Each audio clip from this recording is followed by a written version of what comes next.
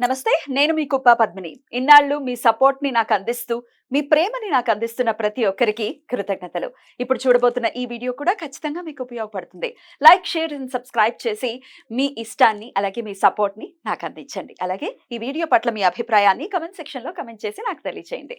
నమస్తే. నమస్తే. Welcome to our channel. నేను పద్మిని. ప్రస్తుతంతో పాటు ప్రముఖ ఆధ్యాత్మికవేత్త, ప్రముఖ న్యూమరాలజిస్ట్, లక్ష్మీ నరసింహస్వామి ఉపాసకురాలు శ్రీమతి స్రవంతి గారు మనతో పాటు ఉన్నారు. మాట్లాడదాం. నమస్తే అక్క. నమస్తే పద్మిని. అక్క, గానగాపురం వెళ్ళొచ్చారు. ఎలా జరిగింది? చాలా యాత్ర. బాగా జరిగింది పద్మిని. నిజంగా.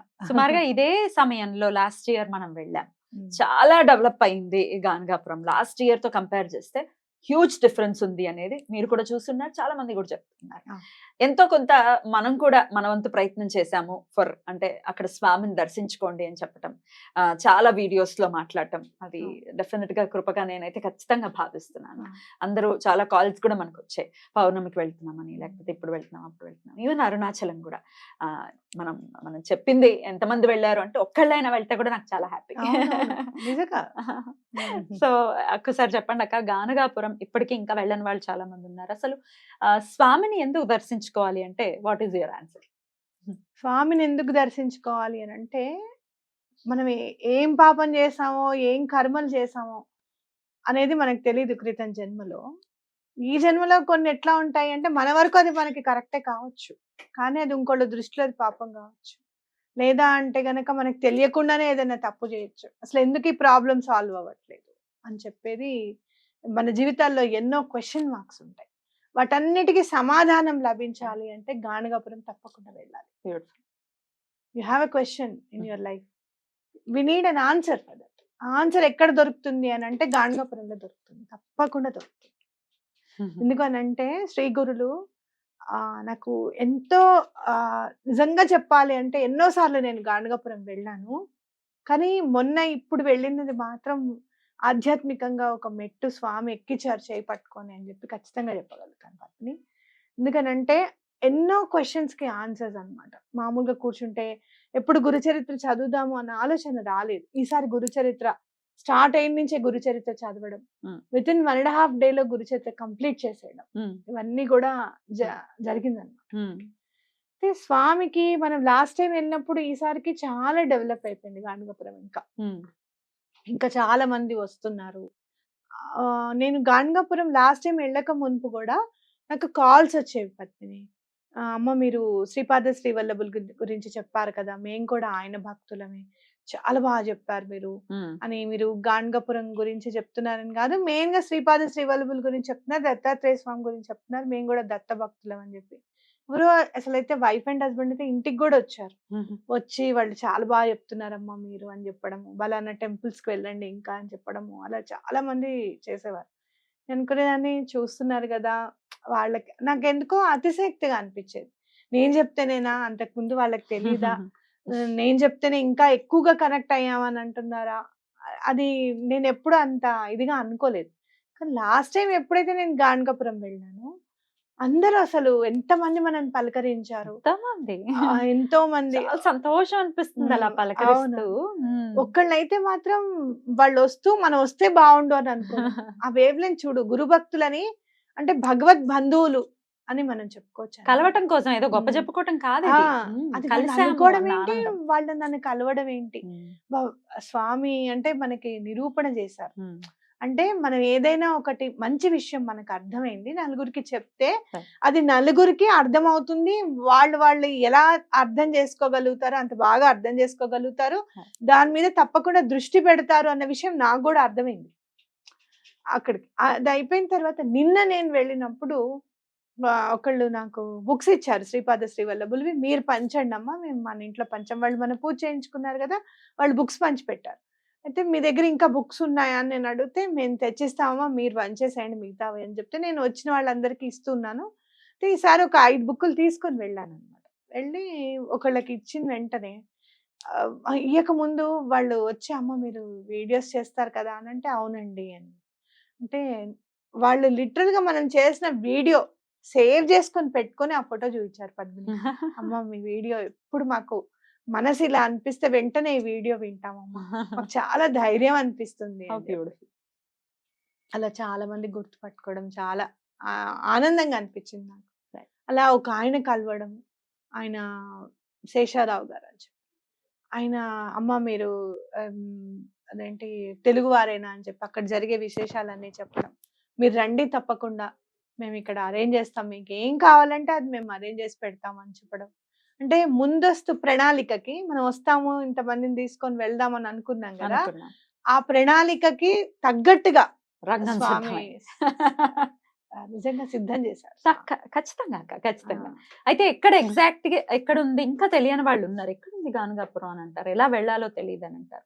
వాళ్ళకి ఒకసారి టూకీగా చెప్పండి. తప్పకుండా చెప్తాను. బీదర్ దగ్గర మనకి గుల్బర్గా అని ఉంటుంది. గుల్బర్గాని కాలాబుర్గి అని పిలుస్తున్నారు. ఇప్పుడు చాలా మంది పేర్లు మార్చేసుకుంటున్నారు కదా ఊర్లవి, పాత పేర్లు పెట్టుకుంటున్నారు. కాలాబుర్గి అని ఉంది. గుల్బర్గానే కాలాబుర్గి. అక్కడి నుంచి ఇంకో గంటన్నర ప్రయాణం ఉంటుంది. ఆల్మోస్ట్ ఒక గంట ప్రయాణం ఉంటుంది. గానుగాపురం ఇక్కడ నుంచి హైదరాబాద్ నుంచి ఎంతసేపు పడుతుంది? 5 hours పడుతుంది. మీరు కనుక వెహికల్ తీసుకుని వెళ్తే 5 hours పడుతుంది. దగ్గరే, విజయవాడ వెళ్ళినట్టే. ఒక 5గురు వెళ్తున్నారు కలిసి అంటే వెహికల్ లో వెళ్ళండి. తప్పకుండా వెహికల్ రూట్ అంతా బాగుంటుంది. రూట్ బానే ఉంటుంది. ఇది వరకు అంటే ఇప్పుడు చాలా బాగుంది. మనం వెళ్ళిన దానికంటే కూడా బాగుంది. వెళ్ళొచ్చు. తప్పకుండా అక్కడ మీకు దగ్గరలో చాలా మఠాలు ఉన్నాయి. ముందే మీరు మీరు అంటే పౌర్ణమి అప్పుడు అమావాస్య అప్పుడు వెళ్ళకండి. ఫస్ట్ టైం వెళ్ళే వాళ్ళు వెళ్ళకుండా ముందు మామూలుగా రెస్ట్ లేని రోజుల్లో వెళ్తే పౌర్ణమికి అమావాస్యకి ముందే బుక్ అయిపోయి ఉంటాయి అన్నమాట. లేనప్పుడు వెళ్తే మీకు ఎవరైనా పరిచయం అవుతారు అక్కడ. ఏమండి మేము ఇలా నెంబర్స్ తీసుకోవడము, మఠాలు వాళ్ళది, మేము వస్తున్నామంటే మీకు ఎన్ని రోజుల ముందు మేము చెప్పాలి అని చెప్పడము.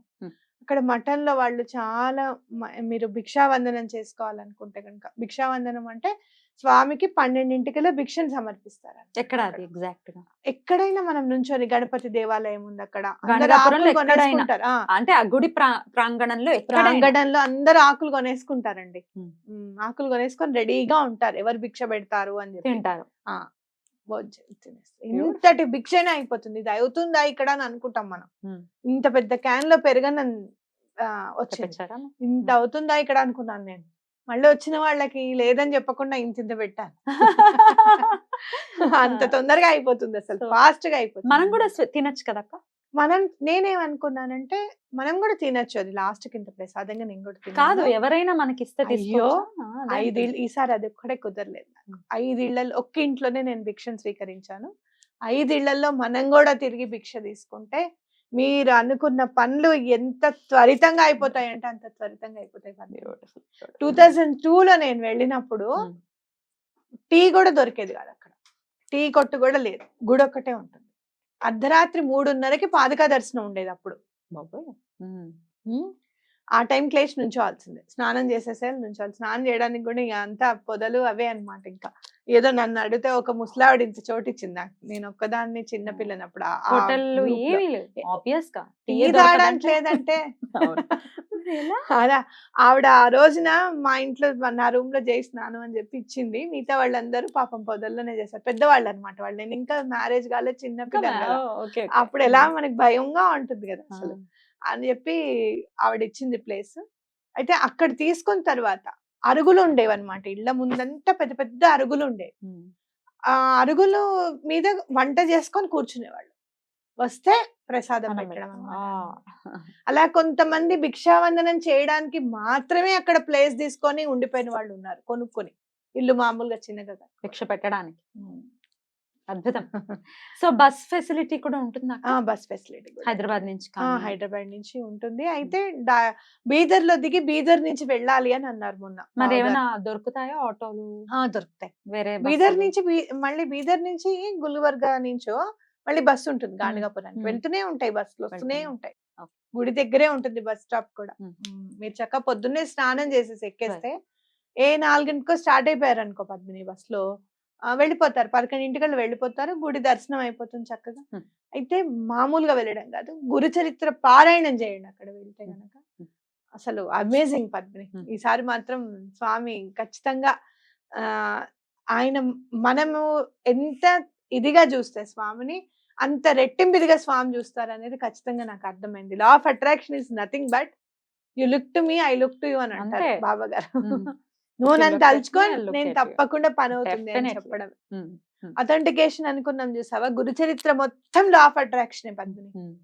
నమ్మకము లా ఆఫ్ అట్రాక్షన్ లో అయిపోయింది అనుకో అంటే నీకు ఎంత ధైర్యం ఉండాలి, గుండెల్లో ఎంత నమ్మకం ఉండాలి. ఎంత నమ్మకం ఉండాలి ఫస్ట్. ఇప్పుడు నేను ఇక్కడ ఈ పెన్ తో ఈ పని నాకు అయిపోయింది అని చెప్పి నేను బిర్యానీ ఆకు మీద కాల్చి రాసేసి కాల్చాను, ఆ విష్ యూనివర్స్ కి పంపించాలి. యాష్ అంటే నవ్వుతున్నారు అందరు, కానీ యాష్ అంటే ఏంటి? ప్రతిదీ మనం హోమం చేస్తాం, అది యాష్ అవ్వదా? హోమం చేసేటప్పుడు మనం ఎలా పంపిస్తున్నాం? ఫోన్లేండి అక్క, అంతే ఇంగ్లీష్ కదా. రాదు. ఫోన్లేండి అక్క, ఇంగ్లీష్ రాక. ఇప్పుడు యూనివర్స్ అంటే విశ్వం, అవును, యూనివర్స్ అని పిచ్చి పిచ్చి మాటలు మాట్లాడుతున్నారు అంటారు. పాపం తెలియదు. అది విశ్వ సుందరిని ఏమంటాం? మిస్ యూనివర్స్ అంటాం. విశ్వం విష్ణుర్వ షట్కారం అంటే ఏమిటి? విశ్వం అంతా విష్ణువు ఉన్నాడు అని తెలియదులే. అది చదువుకోలేదు. It's okay. మన నమ్మకంతో చేస్తున్నామంటే ఎంత ధైర్యం, ఎంత నమ్మకం ఉండాలి మనసులో. ఆ నమ్మకంతో Correct. చేశాం కాబట్టి, అరే ఇంత నమ్మకంతో చేసావనే మనం విశ్వం మనకి తిరిగి ఆ పని చేసి పెడుతుంది అని అర్థం. గురు చరిత్ర మొత్తం లా ఆఫ్ అట్రాక్షన్ చదివితే గనుక, ఒక్కొక్క అధ్యాయం చదువుతుంటే, లేకపోతే ఎండిపోయిన మేడి కర్ర పెడితే అందరు ఇలానే నవ్వారు. నాకు అనిపించింది శ్రీ గురుల్ని వెళ్ళి అడుగుతారు డైరెక్ట్ గా. ఎంత ధైర్యమో చూడసలు. ఆయన భగవత్ స్వరూపం అని తెలుసు, ఆయన వాక్కు, ఆయన మాట్లాడిందే సత్యమవుతుందని తెలుసు. వెళ్ళి ఆయన అడుగుతారు, మీరు ఎలా చెప్పారండి? ఆ పిచ్చివాడు నిజంగానే ఆ మేడి చెట్టుకు నీళ్లు పోస్తున్నాడు, కర్రకి, ఎండిపోయిన కర్రకి. పాపం అతనితో మీరు ఇలా మాట్లాడడం తగదు, ఇది చెప్పడం తగదు మీకు, మీలాంటి వారికి. వాడికి శ్రీ చెప్పండి. గురుల్ని. శ్రీ గురుల్ని. నేను అప్పుడు నేనెంత నవ్వాను. సముద్రంలో కాకిరెట్టమను అనుకోని అవును పద్మిని, అంతే మరి. కరెక్ట్ అక్క. స్వామినే ప్రశ్నిస్తారు. ఇప్పుడు రమణుల్ని పిచ్చివాడు అని కొట్ల, అదే ఇప్పుడు టోపీ అమ్మని పిచ్చిది అని చెప్పి పిచ్చి బాగుడు వీళ్ళంతా ఏంటంటే వాళ్ళకి ఏదన్నా ఒకటి కావాలన్నమాట. ఏదో ఒకటి ఆ పని కావాలి. అయిపోతే అప్పుడు మనిషి ఉన్నప్పుడు తెలియదు అంటారు చూసావా, ఇదే బాబా గారు ఉన్నప్పుడు ఉన్నప్పుడు తెలియదు, అది ఇప్పుడు లేనప్పుడు కూడా తెలియట్లేదు కొన్ని ఆవదమ్మహాలకి. ఏం చేస్తాం? అదే నేను ఇప్పుడు వాసుదేవానంద సరస్వతి బుక్ కూడా చదువుతున్నాను. చదివినప్పుడు మీకు ఎక్స్ప్లెయిన్ చేస్తాను స్వామి. తప్పకుండా. వాసుదేవానంద సరస్వతి స్వామి సాయిబాబా గారిని సహోదరుడిగా స్వీకరించారు అని అంటే ఆయన ఎంత మహిమాన్వితుడు. ఆయన బల్ల గుద్ది చెప్పవచ్చు, ఆయన దత్తాత్రేయ స్వామి అవతారమే. ఒకసారి వివరంగా మాట్లాడదాం తప్పకుండా నెక్స్ట్ ఎపిసోడ్ లో. రైట్, గానగాపురంకి మరి వెళ్ళాలి అనుకున్న వాళ్ళు ఇంకేమైనా డౌట్స్ ఉంటే కమెంట్ సెక్షన్ లో తెలియచేయండి. ఖచ్చితంగా అక్క గాని దగ్గరికి. అలాగే తుల్జా భవాని అమ్మవారిది కూడా 1.5 hour లో అయిపోతుంది అనమాట. వెళ్ళాలి. అది కూడా చూసుకునేటట్టుగా వెళ్తే చాలా మంచిది. ఓ 3 రోజులు పడుతుందిగా. 2 days లో అయిపోతాయి. 1-2 days లో 1-2 days లో అన్ని అయిపోతాయి. చక్కగా చేసుకోండి. ఇంకా డౌట్స్ ఉంటే ఖచ్చితంగా కమెంట్ చేయండి. రైట్ అక్క, thank you so very much. నమస్తే. నమస్తే.